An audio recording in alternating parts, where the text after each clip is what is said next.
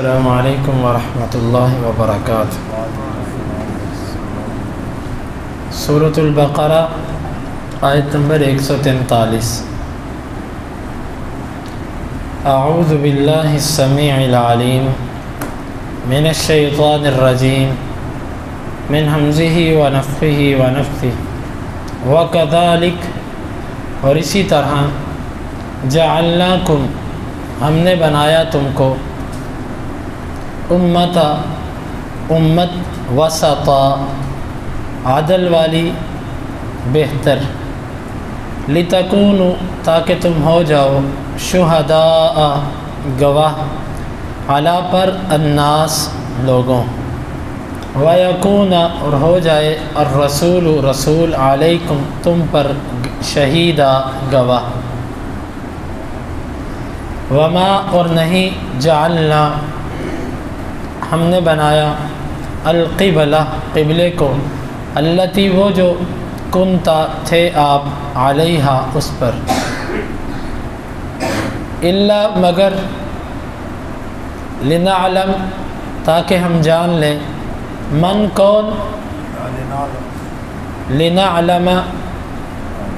لنعلم، تاکہ ہم جان لیں، من، کون، یتبع، اتباع کرتا ہے، الرسول، رسول کی، ممن، ان میں سے، ینقلب، جو پلٹ جاتا ہے، علی پر، عقبیہ، اپنی ایڑیوں کے، وَإِنْ، اور بے شک، کانت، ہے وہ، لکبیرہ، البتہ بہت بڑی، الا، مگر، علی پر، الذین، وہ لوگ، ہدی اللہ، اللہ نے ہدایت دی، وما، اور نہیں، کان، ہے، اللہ، لیضیع، کہ وہ ضائع کرے، ایمانکم، تمہارے ایمان کو، ان، بے شک، اللہ، بالناس، لوگوں کے ساتھ، لرؤوف، البتہ بہت نرمی کرنے والا ہے، رحیم، رحم کرنے والا ہے، وَكَذَلِكَ جَعَلْنَاكُمْ أُمَّةً وَسَطًا لِتَكُونُوا شُهَدَاءَ عَلَى النَّاسِ، اور اسی طرح ہم نے تم کو بنایا بہترین امت، عدل والی امت، تاکہ تم ہو جاؤ لوگوں پر گواہ، وَيَكُونَ الرَّسُولُ عَلَيْكُمْ شَهِيدًا، اور رسول تم پر گواہ ہو جائے، وَمَا جَعَلْنَا الْقِبْلَةَ الَّتِي كُنْتَ عَلَيْهَا إِلَّا لِنَعْلَمَ، اور ہم نے اس قبلے کو نہیں بنایا جس پر آپ تھے، مگر اس لیے کہ ہم جان لیں، من یتبع الرسول ممن ینقلب علی عقبیہ، کون پیروی کرتا ہے رسول کی، ان لوگوں میں سے ہم جان لیں جو پھر گئے اپنی ایڑیوں کے بل، وَإِنْ كَانَتْ لَكَبِيرَةً إِلَّا عَلَى الَّذِينَ هَدَى اللَّهُ، اور بے شک یہ بڑا سخت ہے مگر ان لوگوں پر جن کو اللہ نے ہدایت دی، وَمَا كَانَ اللَّهُ لِيُضِيعَ إِيمَانَكُمْ، اور نہیں ہے اللہ کہ وہ ضائع کرے تمہارے ایمان کو، ان اللہ بالناس لرؤوف الرحیم، بے شک اللہ تعالی لوگوں کے ساتھ نرمی کرنے والا، رحم کرنے والا ہے۔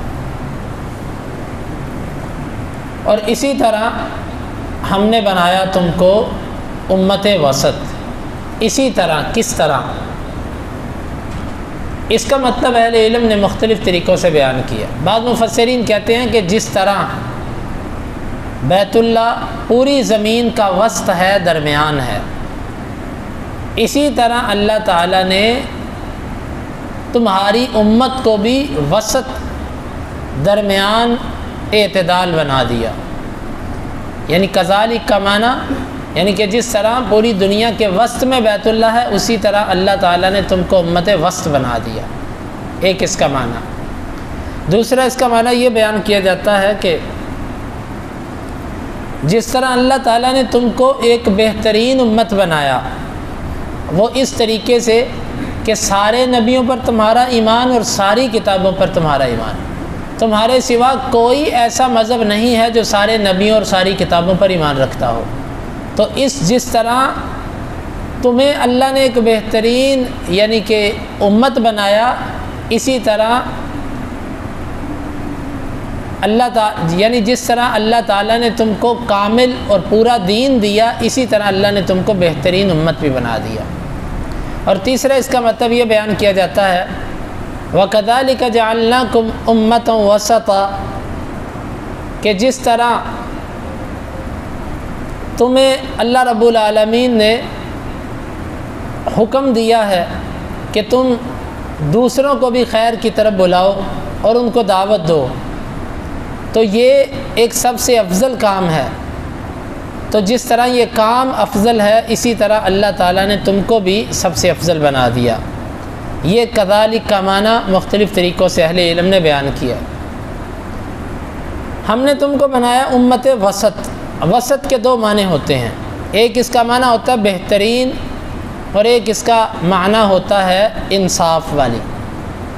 اگر بہترین کریں تو بھی ٹھیک کہ اللہ تعالیٰ نے تمہیں بہترین امت بنایا، یعنی بہتر ہونے کی کئی وجوہات ہیں۔ دین مکمل کر دیا، سارے نبیوں پر ایمان نصیب کر دیا، ساری کتابوں پر ایمان، اور کئی وجوہات ہیں اس امت کے بہتر ہونے کی۔ یہیں سے استدلال کر کے کہا جاتا ہے کہ یہ امت ساری امتوں سے افضل ہے۔ اور دوسرا اس کا معنی عدل اور انصاف، یعنی یہودیت اور عیسائیت کے اندر افراط و تفریط ہے، اونچ نیچ ہے۔ تم ایسی امت ہو کہ تمہیں اللہ نے عدل والا بنایا، کہ نہ تمہارے اندر کمی ہے اور نہ تمہارے اندر زیادتی ہے، تم امت وسط ہو۔ اللہ تعالیٰ نے تمہیں بہترین کیوں بنایا؟ لِتَكُونُوا شُهَدَاءَ عَلَى النَّاسِ، تاکہ تم لوگوں پر گواہ بن جاؤ۔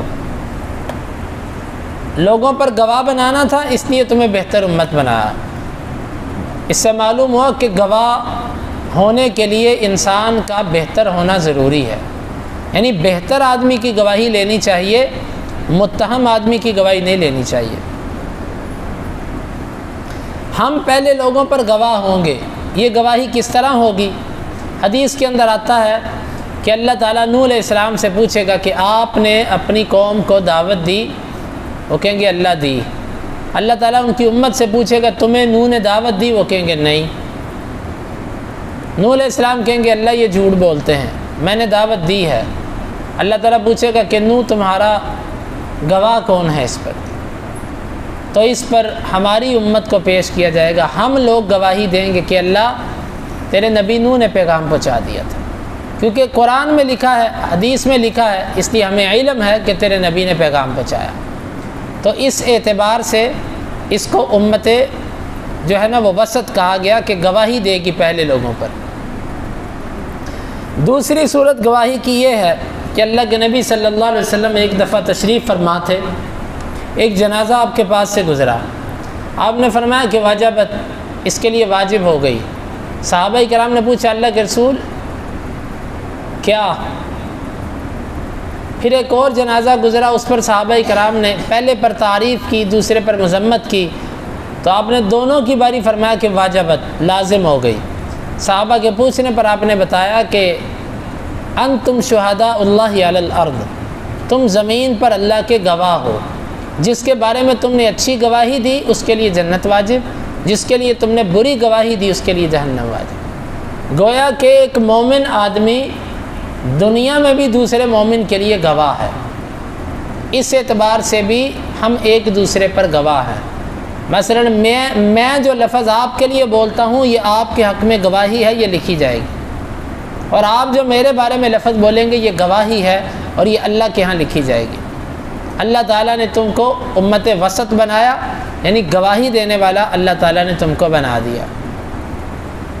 اور اسی طرح ہم اپنے نبی صلی اللہ علیہ وسلم پر بھی گواہی دیں گے کہ ہمارے نبی صلی اللہ علیہ وسلم نے بھی ہمیں مکمل دین پہنچا دیا۔ تو یہ تین اعتبار سے گواہیاں بن گئیں۔ وَيَكُونَ الرَّسُولُ عَلَيْكُمْ شَهِيدًا، اور رسول تم پر گواہ ہو جائے۔ رسول کی ہم پر گواہی یہ بنتی ہے کہ اللہ کے نبی صلی اللہ علیہ وسلم قیامت کے دن اللہ تعالیٰ سے کہیں گے اللہ میں نے ان کو تیرا پیغام پہنچا دیا، یہ رسول کی گواہی ہے۔ وَمَا جَعَلْنَا الْقِبْلَةَ الَّتِي كُنْتَ عَلَيْهَا، آپ جس قبلے پر تھے نا وہ ہم نے اس لیے مقرر کیا تھا تاکہ ہمیں پتہ چل جائے کہ آپ کی پیروی کون کرتا ہے اور پھر کون جاتا ہے۔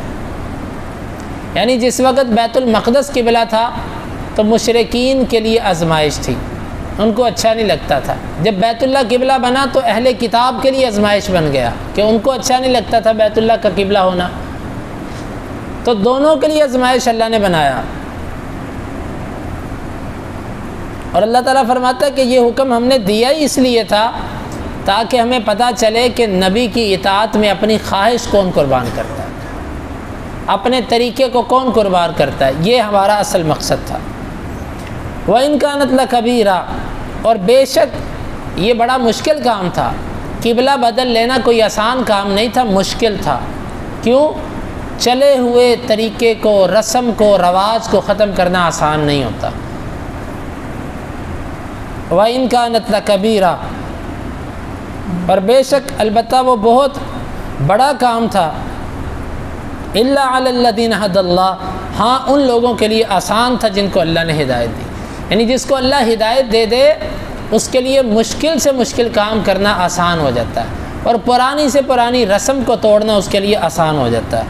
وَمَا كَانَ اللَّهُ لِيُضِيعَ إِيمَانَكُمْ، یہاں سے ایک سوال کا جواب دیا گیا۔ صحابہ کرام نے جب قبلہ بدلا تو کہا اللہ کے رسول صلی اللہ علیہ وسلم جو اسی قبلے کی طرف نمازیں پڑھتے ہوئے فوت ہو گئے ان کی نمازوں کا کیا بنا؟ ان کی نمازیں قبول ہوئی کہ نہیں ہوئی؟ آپ اللہ تعالیٰ نے یہ آیت اتار دی، وَمَا كَانَ اللَّهُ لِيُضِيعَ إِيمَانَكُمْ، اللہ تمہارے ایمان کو ضائع نہیں کرے گا۔ ایمان سے مراد یہاں پر نماز ہے، ایمان سے مراد نماز ہے۔ تو گویا کہ ایمان کے اندر عمل بھی داخل ہے، کیونکہ یہاں پر نماز ایک عمل ہے اور اسے ایمان کہا گیا۔ جو لوگ ایمان میں عمل کو تسلیم نہیں کرتے اس آیت مبارکہ میں ان پر رد ہے۔ ان اللہ بالناس لرؤوف الرحیم، بے شک اللہ تعالیٰ لوگوں کے ساتھ بہت نرمی کرنے والا اور رحم کرنے والا ہے۔ اللہ تعالیٰ سے دعا ہے اللہ تعالیٰ ہمیں اس آیت مبارکہ کو سمجھنے کی اور عمل کی توفیق عطا فرمائے۔